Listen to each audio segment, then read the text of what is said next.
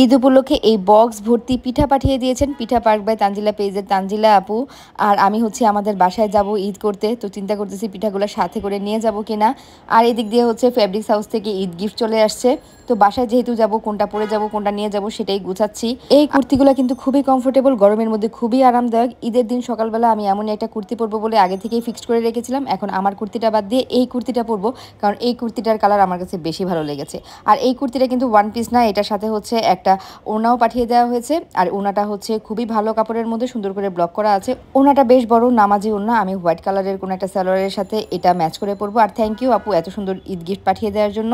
আর সাথে কিন্তু সুন্দর একটা থ্রি পিসও পাঠিয়ে দেওয়া হয়েছে। ওনাদের পেজের এই ড্রেসগুলোর কোয়ালিটি কিন্তু খুবই ভালো হয়, ব্লকের কালার একদমই উঠে না। আর এমব্রয়ডারির ফিনিশিংও কিন্তু খুব সুন্দর। এই ড্রেসটার কালার কম্বিনেশনটা তো খুবই সুন্দর। আমি ঈদের পরে যে কোনো একটা দিন এই ড্রেসগুলো পরবো। এই হচ্ছে ফুল ড্রেসটার মধ্যে হচ্ছে ব্লক করা আছে, ব্লকের উপর হচ্ছে এমব্রয়ডারি করা আছে।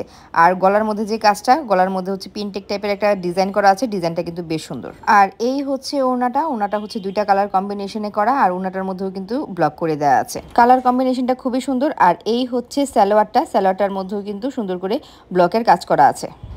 আর এই তো পিঠা যে পাঠিয়ে দিয়েছেন আপু, এখন হচ্ছে পিঠার বক্সগুলো খুলতেছি। আমি বাসায় না থাকলে এই পিঠার অবস্থা কি হতো, কারণ আমি তো জানিই না এই পিঠা যে আমার বাসায় আসবে। আপু অনেক দিন যাবতই বলছিলেন যে আম্মুর জন্য পিঠা পাঠাবেন। আমি বাসায় যাওয়ার সময় যদি ব্যাগ হাতে কম থাকে অবশ্যই পিঠাগুলো সাথে করে নিয়ে যাব।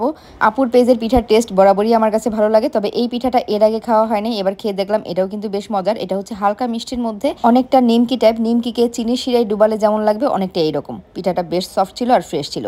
আর আপুর পেজের মূল আকর্ষণ হচ্ছে এই নকশি পিঠাগুলো খুবই মচমচা হয় আর ধরার সাথে সাথে ভেঙে যায়, শক্ত না।